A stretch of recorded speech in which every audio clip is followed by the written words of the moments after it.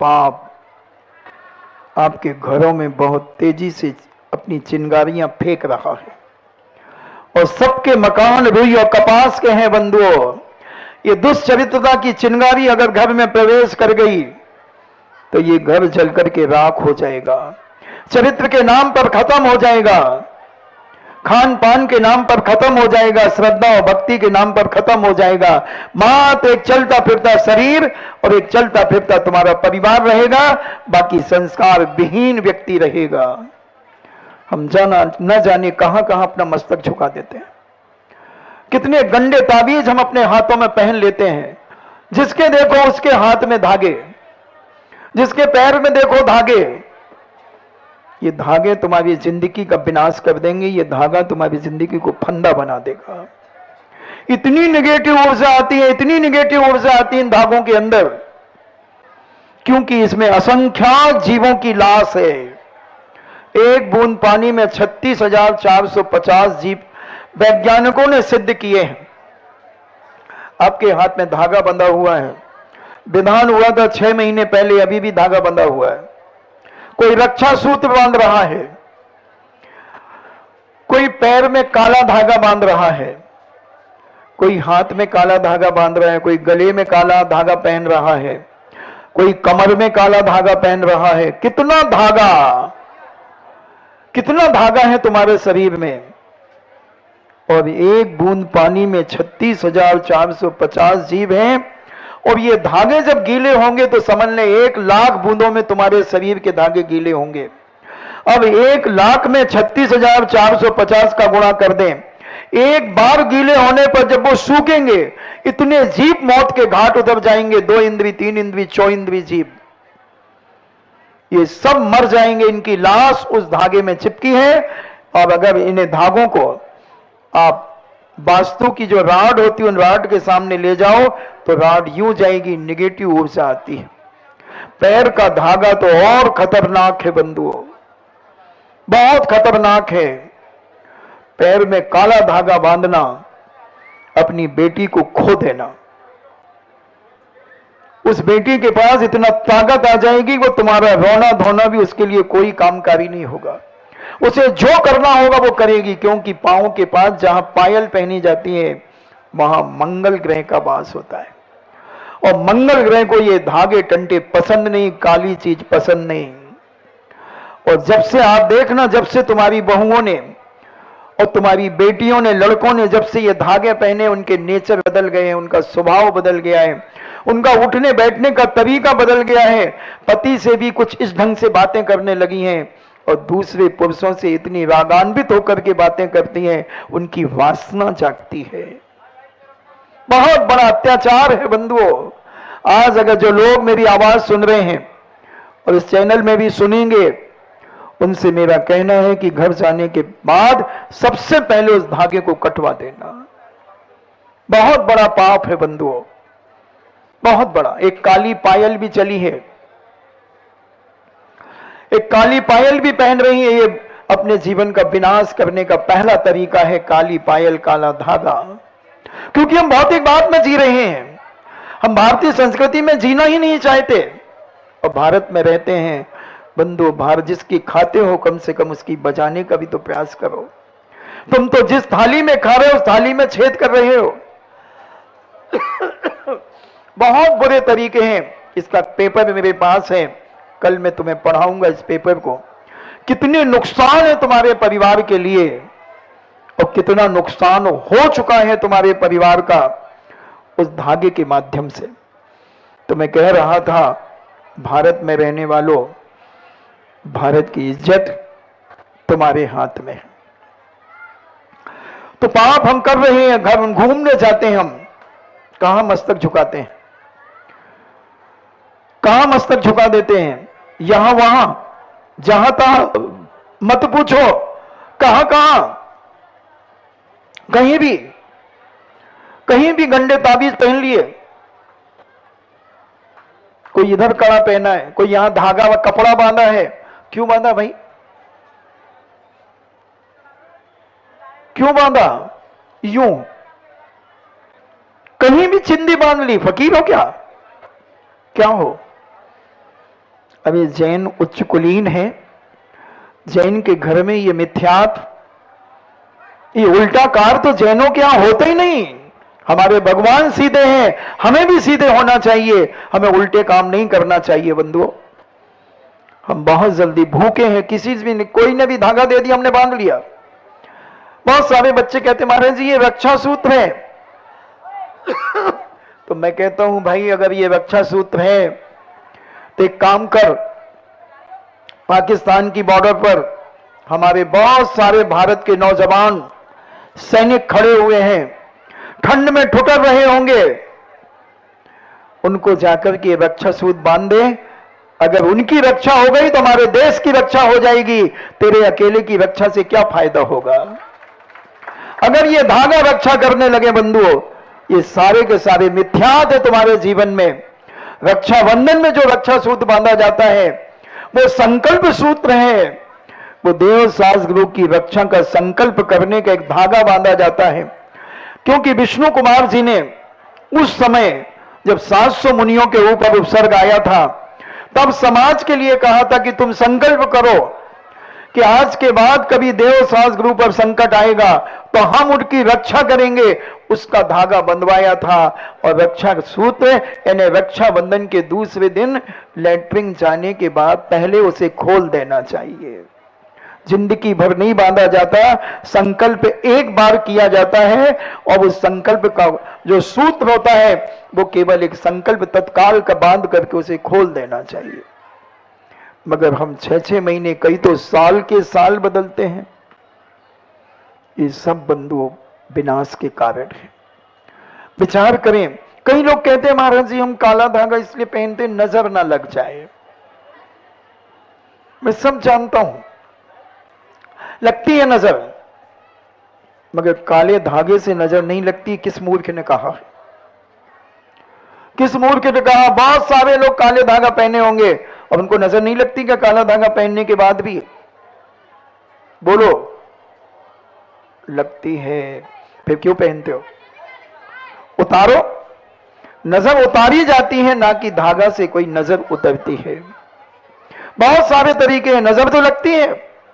जब हमारे पूज्य बाहुबली भगवान की प्रतिमा बनी और चामुंड राय आया पूज्य नेमी चंद सिद्धांत चक्रवर्ती महाराज के पास और निवेदन करता है कि भगवान आपकी मूर्ति तैयार हो गई, मेरे भगवान बाहुबली की मूर्ति तैयार हो गई, आप एक बार निरीक्षण कर लें। पूज्य पर उठे, चामुंड राय भी आया, शिल्पी भी आया, बड़े बड़े श्रेष्ठी आए, राजा महाराजा आए, मगर शिल्पी ने सोचा कहीं नजर ना लग जाए मेरी प्रतिमा को, मेरे भगवान को कहीं नजर ना लग जाए, क्योंकि मैंने बहुत मेहनत से बनाई है, बहुत खूबसूरत है, बहुत सुंदर है। और महाराज उठ गए, मगर उसने निवेदन किया महाराज जी थोड़ी देर, और गया वो, और उसने खतौड़ी उठाई और पूज्य की छिंगली, अभी प्रतिमा नहीं बनी थी, अभी तो एक पाषाण ही था, और सिंगली में उन्होंने हथौड़ी मार दी।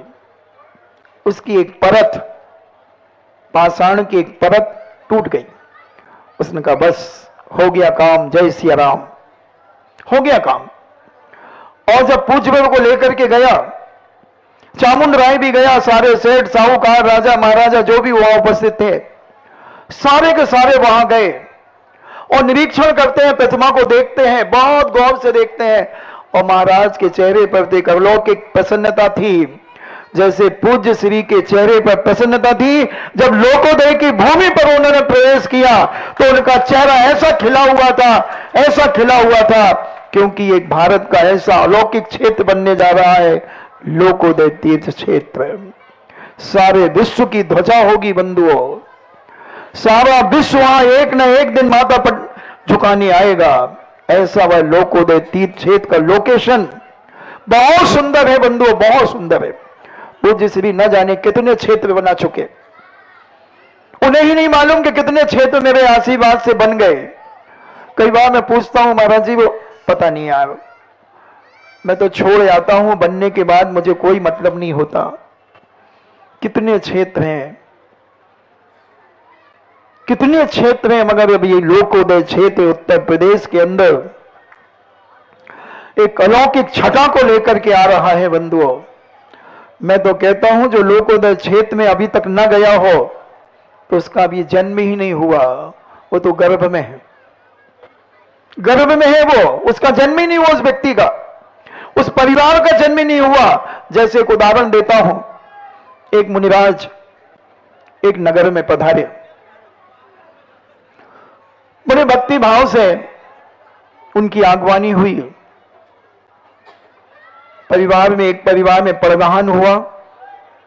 पूछभर ने उस महिला से पूछा, बेटा तुम्हारी उम्र क्या है? उस महिला ने कहा कि महाराज जी मेरी उम्र अभी 8 साल की है। अच्छा, हां।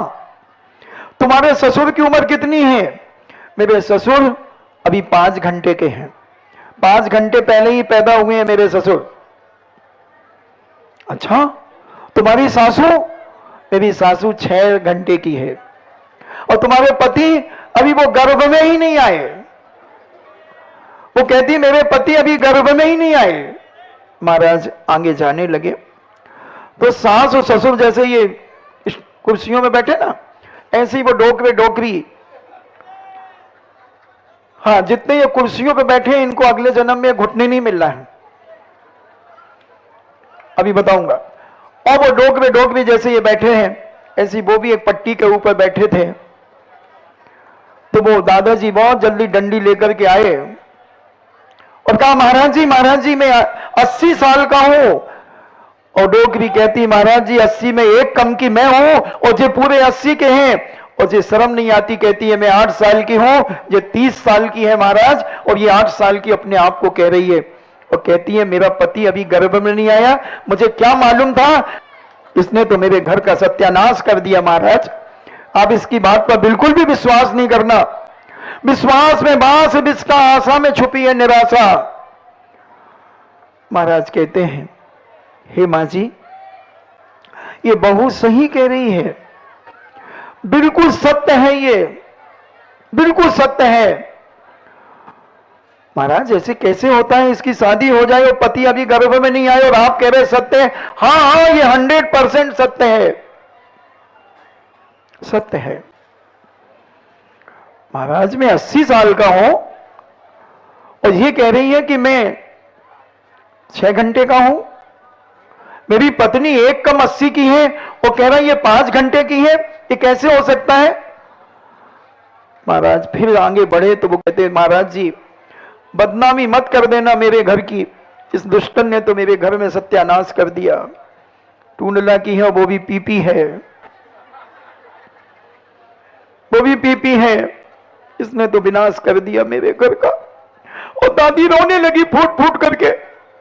महाराज कहते रो मत माता जी, बहुत सत्य, इसने नंगा सत्य कहा है, इसने पूर्ण सत्य कहा है, दिगंबरत को एक सत्य कहा, सत्य को दिगंबरत कर दिया है।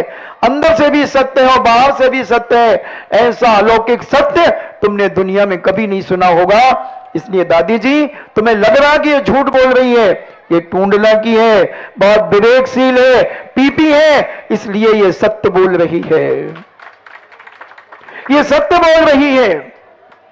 महाराज हमें कुछ समझ में नहीं आ रहा है। मां जी तुम एक कम 80 की हो गई, क्या तुमने आज तक किसी साधु को आहार दिया है? मां जी क्या तुमने कभी आज तक जिनैन भगवान की पूजन की है?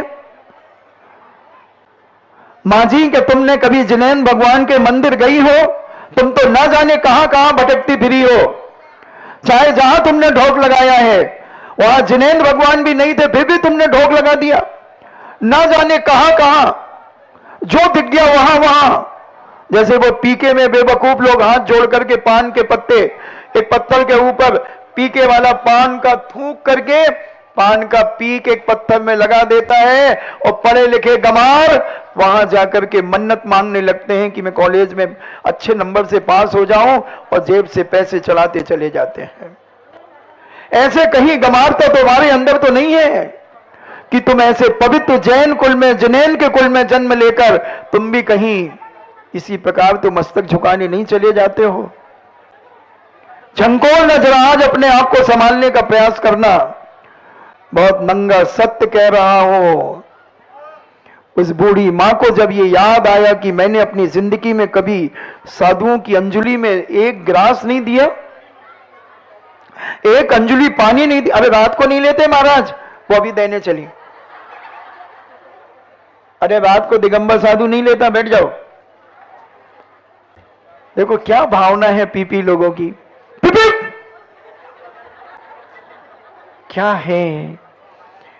प्रवचन का प्रभाव तो पड़ता है, मगर दिन में लेते हैं हमारे दिगंबर साधु, दिन में एक बार लेते हैं, सूर्य के आलोक में लेते हैं, सूर्य के प्रकाश में लेते हैं, रात्रि में नहीं लेते। Don't worry, be happy.